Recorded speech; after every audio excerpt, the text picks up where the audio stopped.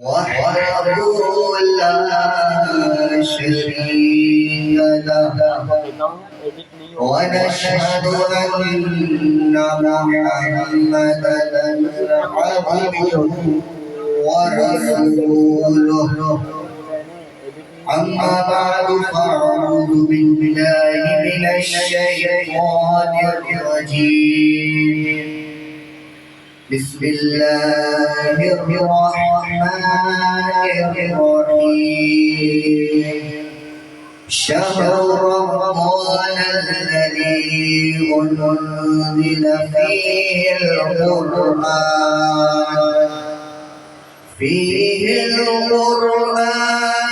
هدى للناس وبينات من الهدى والفرقان فمن شهد منكم الشهر فليصم. قال الله تبارك وتعالى في شأن حبيبه الكريم إن الله ملائكته يصلون على النبي يا أيها الذين آمنوا صلوا عليه وسلموا تسليما. اللهم صل على سيدنا محمد معدن الجود والكرم وآله وبارك وسلم. سب شوق محبت کے ساتھ کہیے الصلاۃ والسلام علیک یا رسول اللہ الصلاۃ والسلام علیک یا حبیب اللہ الصلاۃ والسلام علیک یا نبی اللہ وعلى آلك وأصحابك يا نور الله. عجل عجل يا رمضان عجل عجل يا رمضان عجل عجل يا رمضان عجل عجل يا رمضان. تھوڑی دیر پہلے ہمارے پیارے عزیز بھائی ہمارے حسان بھائی نے کلام پیش کیا تھا. سوچ رہے کہ دوبارہ کے پڑھیں. یہ کلام اتنا پیارا ہے. ابھی کون سا مہینہ آنے والا ہے؟ رمضان المبارک کا مہینہ آنے والا ہے نا. اس مہینے کی آمد کی خوشی میں ہی یہ کلام ہے. اس سے متعلق ہے. اسی لیے اس کلام کو جتنی بار پڑھے نا کم ہے. تو ساتھ مل کے پڑھیں گے. ساتھ مل کے پڑھیے. عجل عجل یا رمضان رمضان عجل عجل یا رمضان عجل عجل یا رمضان جان میری تجھ پر قربان عجل عجل یا رمضان. آبی جانا ہے سبحان جلدی جلدی یا رمضان آبی جانا سبحان جلدی جلدی یا رمضان جب بھی آتا ہے رمضان جان میں آ جاتی ہے جان عجل عجل یا رمضان یا رمضان عجل عجل یا رمضان عجل عجل یا رمضان عجل عجل یا رمضان عجل عجل یا رمضان. یا رمضان سلطان فضل رب سے رمضان یا رمضان سلطان فضل رب سے رمضان یا رمضان سلطان فضل رب سے رمضان مولا تو بہر رمضان مجھ وہ بنا دے لیکن ساتھ دل عجل یا رمضان دل عجل یا رمضان دل عجل یا رمضان دل عجل یا رمضان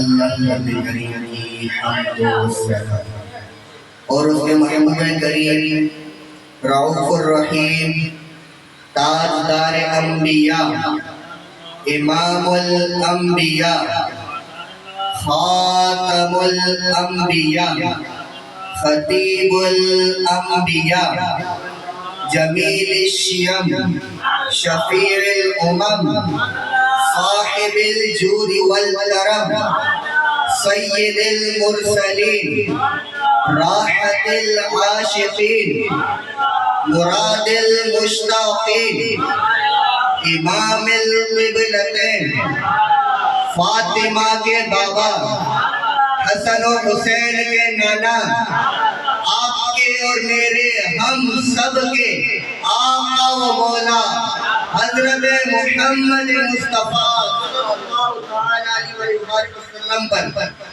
ہدیہ درود و سلام پیش کر لینے کے بعد میرے نہایت عزیز دوستوں، بزرگوں اور حاضرین محفل کو السلام علیکم ورحمۃ اللہ وبرکاتہ۔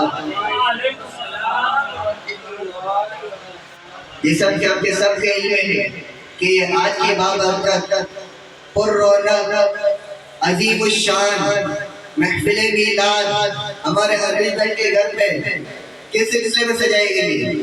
آمد رمضان کے سلسلے میں سجائی گئی، کیونکہ قریب کچھ دنوں میں ہمارے درمیان وہ مہینہ ہوگا جس کا ہم 11 مہینے انتظار کرتے ہیں۔ جیسا کہ آپ کے علم میں ہے شعبان المعظم اپنی برکتیں لٹاتا ہوا آخری ایام کو آ پہنچا۔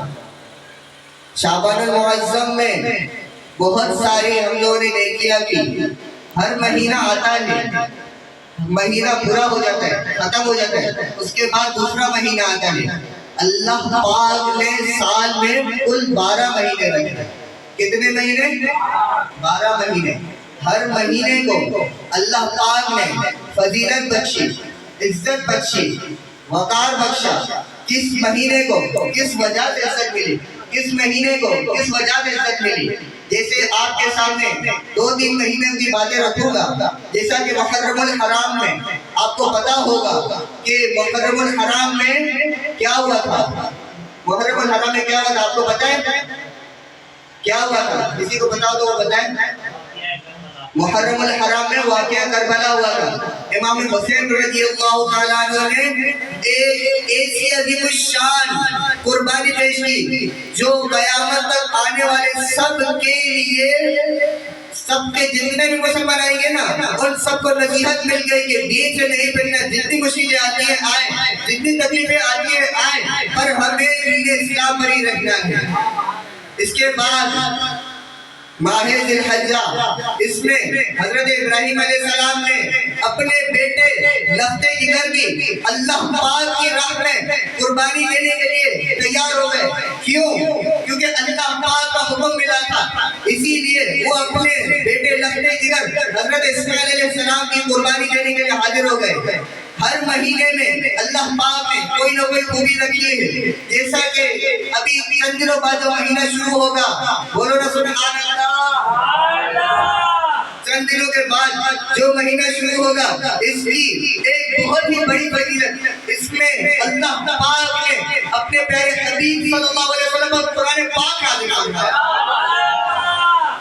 رمضان المبارک کی آمد ہونے والی ہے، یہ وہ مہینہ ہے جس کے آتے ہی ہر نیکی کا ثواب، نیکی ایک کرو اللہ پاک ثواب 70 گنا عطا فرماتا ہے۔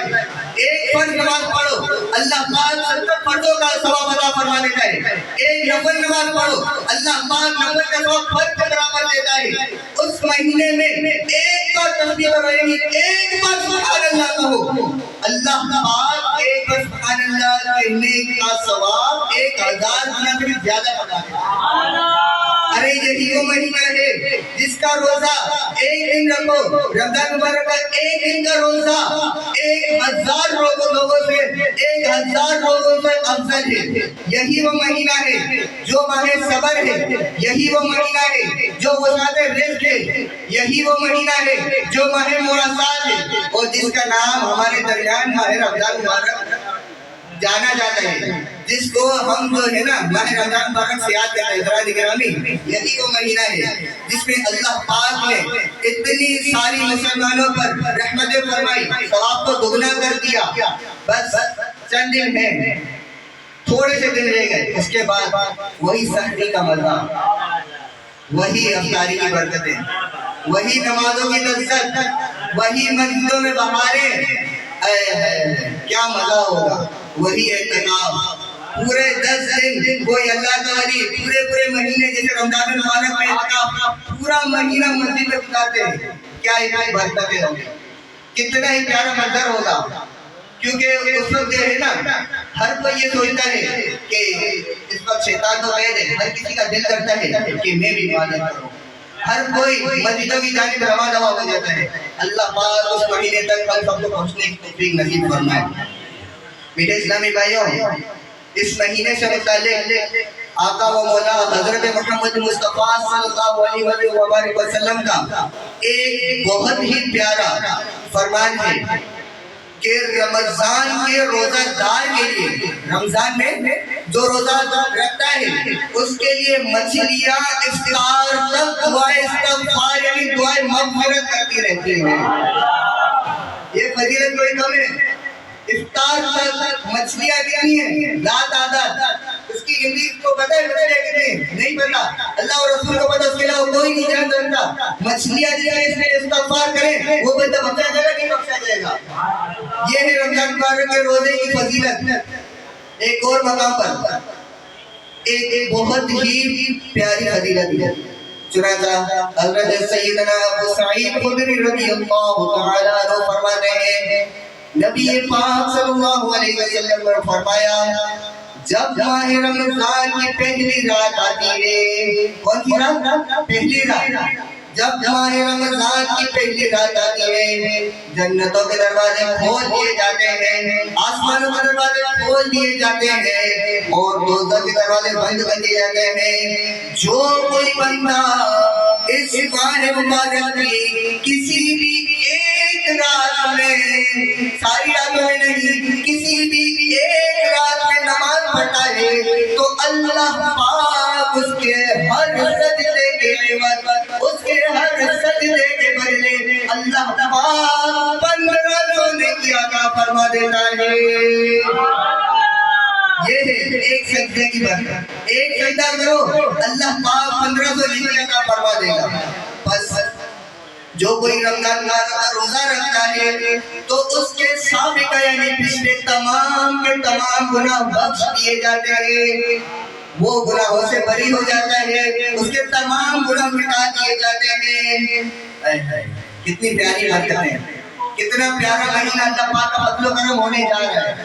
اللہ پاک ہم پر کتنا مہربان ہے جو ہمیں اتنا پیارا مہینہ نوازنے والا ہے۔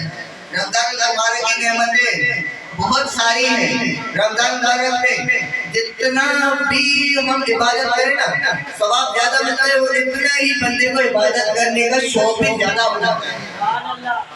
اللہ پاک نے چنانچہ پارہ نمبر 2 سورہ بقرہ آیت نمبر 185 میں ارشاد فرمایا، شہر رمضان الذی انزل فیہ القرآن، رمضان کا مہینہ جس میں قرآن اترا۔ کون سا قرآن؟ اس سے ہی اگلی آیت کے اگلے حصے میں اللہ پاک نے ارشاد فرمایا، ھدی للناس، کون سا قرآن؟ جو لوگوں کے لیے ہدایت ہے، لوگوں کے لیے ہدایت والا قرآن۔ وبینات من الھدی والفرقان، یہی وہ مہینہ ہے جس میں سچے نبی پر سچی کتاب اللہ پاک نے قرآن پاک نازل فرمائی، وہ کتاب جس میں ہر زندگی کا ہر پہلو ہر نقطہ بیان کیا گیا۔ اللہ پاک نے کبھی تو قرآن پاک میں ارشاد فرمایا یہ قرآن سچ ہے۔ اللہ پاک نے قرآن پاک میں ارشاد فرمایا، وَإِن كُنتُمْ فِي رَيْبٍ مِّمَّا نَزَّلْنَا عَلَىٰ عَبْدِنَا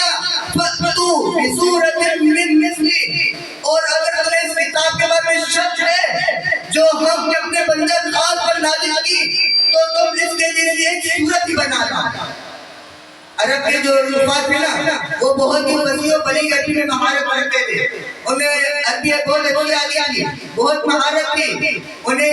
تو نبی کریم صلی اللہ علیہ وسلم کو معاذ اللہ کہتے تھے کہ یہ تو آپ اپنی طرح سے بنا دیں.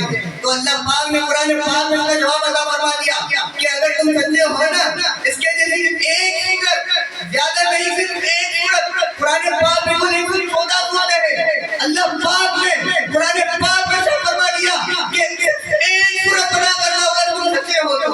کیوں؟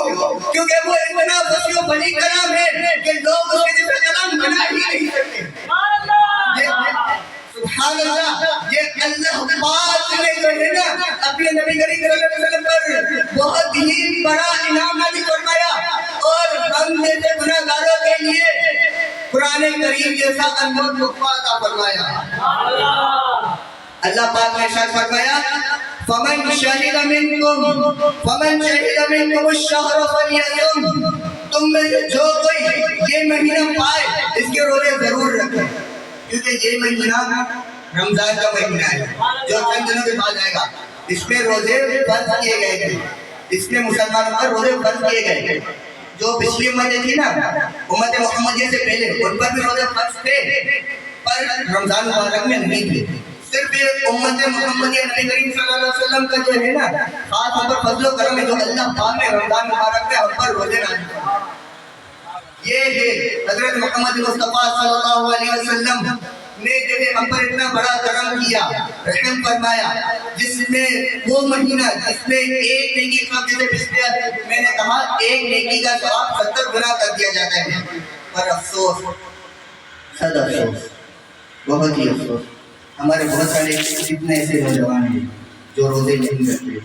ہم روڈ پر دیکھتے تھے ماوا کھا رہے ہوتے, گٹکا کھا رہے ہوتے, سگریٹ پی رہے ہوتے, پانی پی رہے ہوتے, کھانا کھا رہے ہوتے. جب ہم پوچھتے ہیں کیا وجہ ہے, کیوں روزہ نہیں رکھا, روزے کی توفیق کیوں نہیں ملی, تو اس کا جواب سمجھے. اگر آپ جواب سنیں گے نا آپ کے خود کے دل میں ہوگا یار یہ کوئی جواب ہے, ایسے بھی ہوتا ہے کیا. وہ کہیں گے آپ کو یہ جواب سنتے تھے, وہی آپ کو یہ جواب دیں گے کہ دل نہیں کرتا. سگریٹ کی عادت ہے نا, سگریٹ کے بغیر پورا دن گزارا نہیں ہوتا. ماوا کھاتے ہیں نا, ماوے کے بغیر پورا دن گزارا کیسے ہوگا. گٹکا کھاتے ہیں نا, گٹکا نہیں کھائیں گے تو چلیں گے کیسے. جیم کھاتے ہیں نا, اور جیم نہیں کھائیں گے تو چلیں گے کیسے. ہمیں پیاس بہت لگتی ہے, اگر پیاس نہیں پئیں گے صبح صادق سے لے کر غروب آفتاب تک کیسے رہیں گے, کیسے پیاس برداشت کریں گے, کیسے بھوکے رہیں گے. اور افسوس یہ نہیں سوچتے, ارے جس رب تعالیٰ نے ہم پر روزے فرض کیے ہیں وہ رب تعالیٰ کریم ہے, رحیم ہے. وہ روزے میں بندوں کو صبر کے ساتھ فرما دیتا ہے. بندے جب روزہ رکھتے ہیں نا تو انہیں پتہ بھی نہیں چلتا, روزہ ایسے گزر جاتا ہے. الحمدللہ جو روزہ رکھتے ہیں نا ان سے پوچھیے, صبح سحری کرتے ہیں, سحری کے بعد تھوڑی دیر قرآن پاک کی تلاوت کریں گے, تلاوت کرنے کے بعد فجر کی نماز کا ٹائم ہوگا, مسجد میں جائیں گے, مسجد میں بیٹھے رہیں گے, اسٹرا پر چارج پڑھیں گے, اس کے بعد گھر پر آئیں گے, تھوڑی دیر جو ہے گھر والوں کے ساتھ بیٹھیں گے, پھر کام پر چلے جائیں گے اپنی ڈیلی روٹین کے مطابق. ارے ظہر کی نماز ادا کریں گے, ظہر کے بعد کام کریں گے, عصر کی نماز ادا کریں گے, عصر کے بعد ان کے کام کی چھٹی ہوگی, انہیں پتہ بھی نہیں چلے گا, ان کا پورا دن ایسے گزرے گا کہ بھوک پیاس کا پتہ بھی نہیں چلے گا. کیوں نہیں چلے گا؟ کیونکہ اللہ پاک نے روزہ دار کو صبر ادا کر دیا ہوتا ہے. اس کو نہ بھوک لگتی ہے نہ پیاس لگتی ہے. یہ اللہ پاک کی طرف سے روزہ دار کو بہت ہی بڑا, روزہ دار کے لیے بہت ہی بڑا انعام ہوتا ہے. اس کو بھوک پیاس کا کچھ پتہ نہیں چلتا.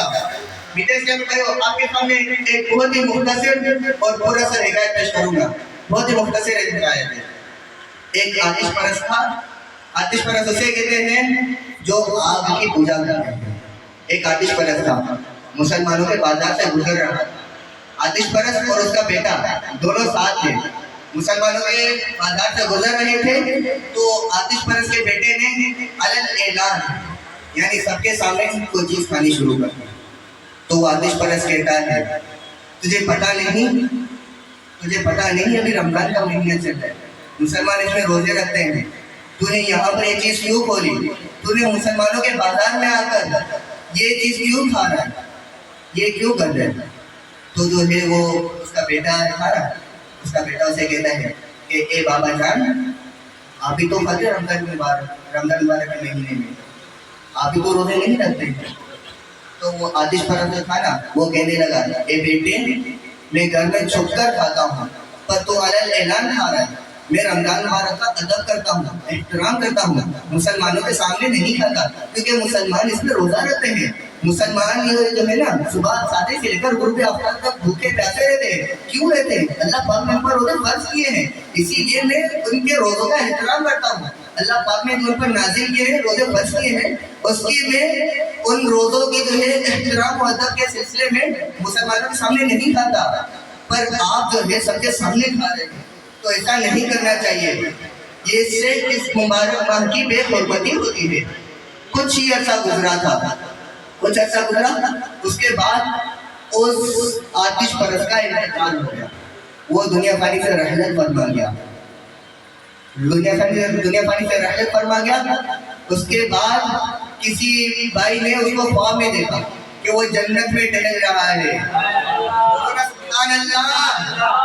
ارے وہ تھا آتش پرست, آگ کی پوجا کرتا تھا. اب آپ یہ سوچ رہے ہوں گے کہ جنت میں تو صرف مسلمان جائیں گے, اس کا خاتمہ ایمان پر ہوگا, اور معاذ اللہ, اور اللہ نہ کرے, اللہ نہ کرے اس کا خاتمہ ایمان پر نہ ہوا, بلے ہزاروں سال روزے رکھے, بلے جتنی اس کی عمر ہو پوری کی پوری نیکیوں میں صرف کرے, بلے ہزاروں نمازیں ادا کرے, بلے 10 سال اعتکاف کرے, 100 حج کرے, 10 عمرے کرے, جتنی بھی عبادتیں کرے, پر کیا اگر اس کا خاتمہ ایمان پر نہیں ہوا نا, یہ سب کچھ ضائع ہے, یہ سب کچھ اس کا نہیں مانا گیا. کیوں؟ کیونکہ آخر میں اس کا خاتمہ ہی ایمان پر نہیں ہوا. تو آپ سوچ رہے تھے کہ وہ بھی تو آتش پرست تھا نا, وہ بھی آگ کی پوجا کرتا تھا نا, پھر اس کو کیسے خواب میں دیکھ لیا کہ وہ جنت میں ٹہل رہا ہے.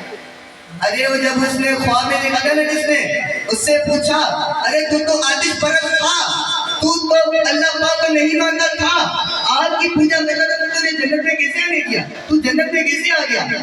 تو وہ آتش پرست نے کیا جواب دیا, ارے جب میرا وصال کا وقت قریب آیا نا, جب میرا انتقال کا وقت قریب آیا تو اللہ پاک نے مجھے کلمے کی دولت سے نواز دیا.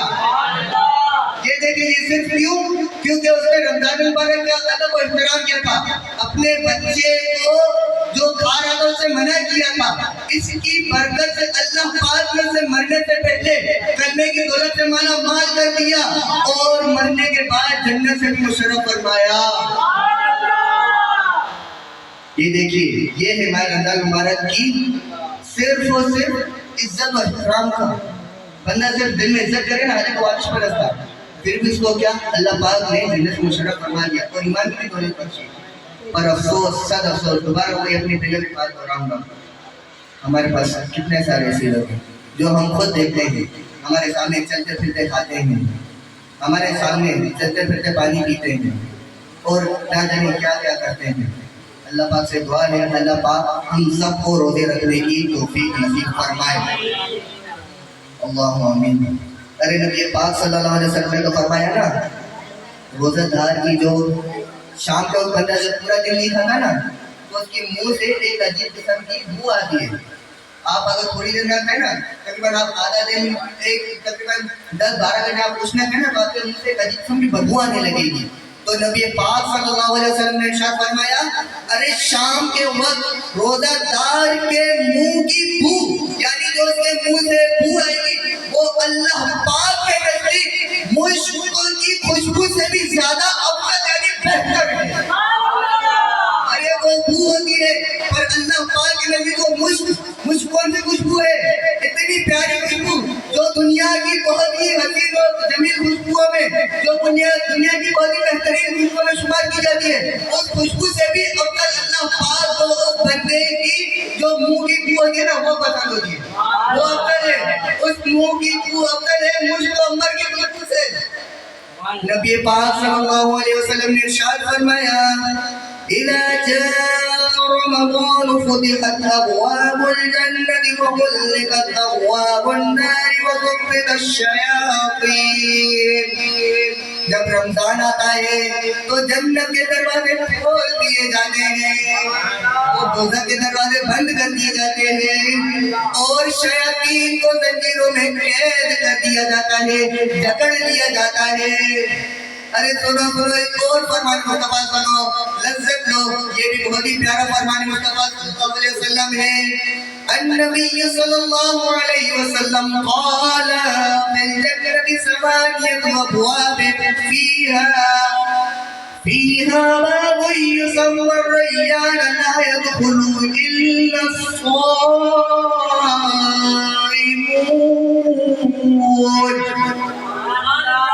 جنت کے ٹوٹل 8 دروازے ہیں، جنت کے کل 8 دروازے ہیں، ان میں سے ایک دروازے کا نام ریان ہے. ارے اس ایک دروازے سے کوئی داخل نہیں ہوگا، اس ایک دروازے سے کوئی بھی داخل نہیں ہوگا، اس ایک دروازے سے کوئی بھی داخل نہیں الا مگر صرف روزہ دار دروازے سے داخل ہوں گے. کون؟ یہ روزہ دار کے لیے اللہ پاک نے خوشخبری سنا دی. نبی پاک صلی اللہ علیہ وسلم کا فرمان ہے کہ اس روزہ دار کے لیے جنت میں الگ سے دروازہ ہے جسے صرف اور صرف روزہ دار داخل ہوگا. اس دروازے کا نام ریان ہے. یہاں پر اگر آپ نوٹ کریں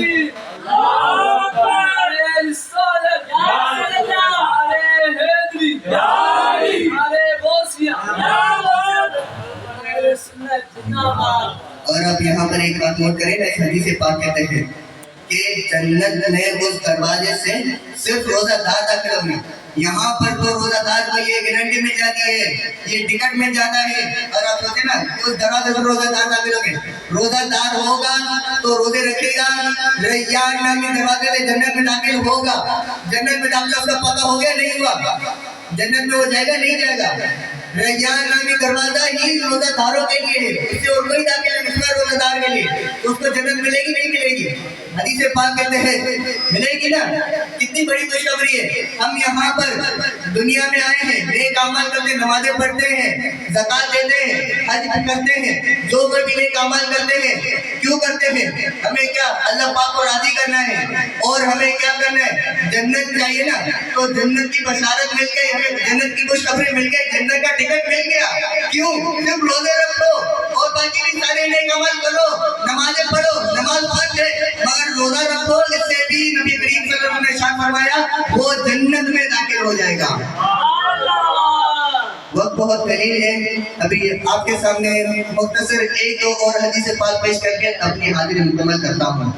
چنانچہ فرمانے آخری نبی صلی اللہ علیہ وسلم ہے رمضان کی آخری شب، رمضان کی ہر شب میں صبح صادق تک ایک منادی کہتے ہیں ندا دینے والے کو، اعلان کرنے والے کو. ایک منادی یہ ندا دیتا ہے، یہ اعلان کرتا ہے کہ اے بھلائی طلب کرنے والے ارادہ پختہ کر لے اور خوش ہو جا.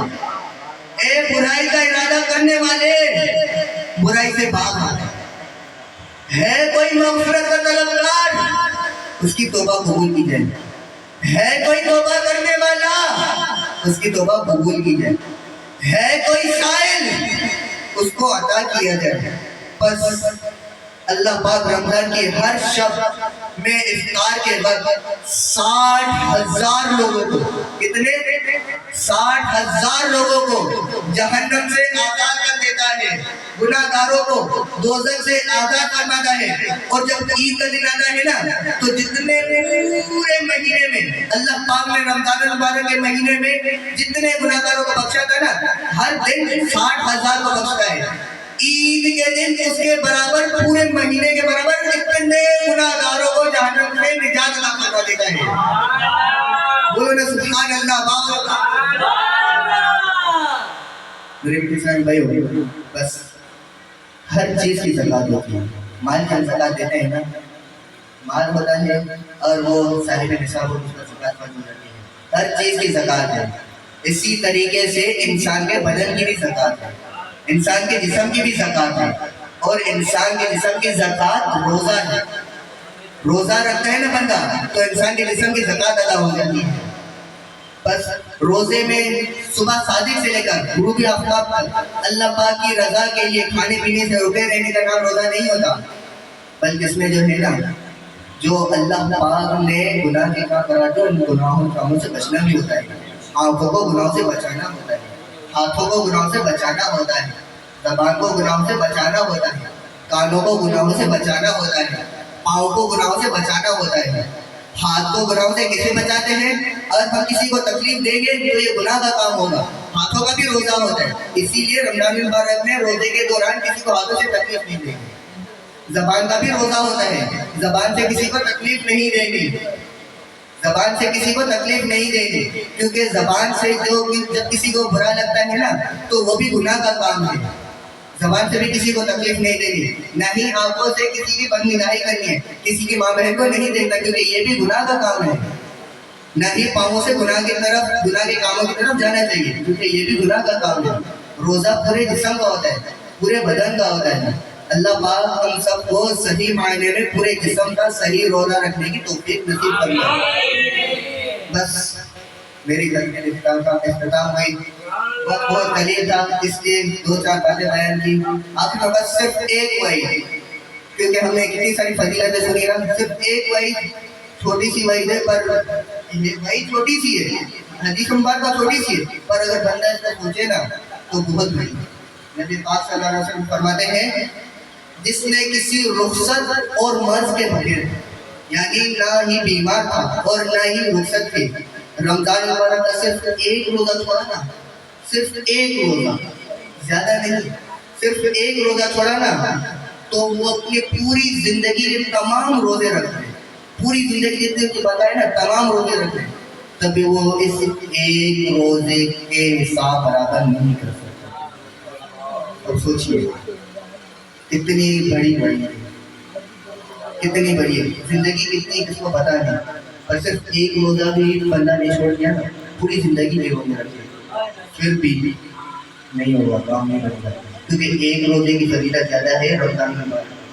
اللہ پاک سے دعا ہے جو کچھ سنا اس پر عمل کرنا اور دوسروں کو پہنچانے کی توفیق نصیب فرمائے۔ ایک بار دعا کر لیجیے، اللہم بلغنا رمضان صحت وعافیہ، اللہم بلغنا رمضان صحت وعافیہ، اللہم بلغنا رمضان صحت وعافیہ، وما علینا الا البلاغ۔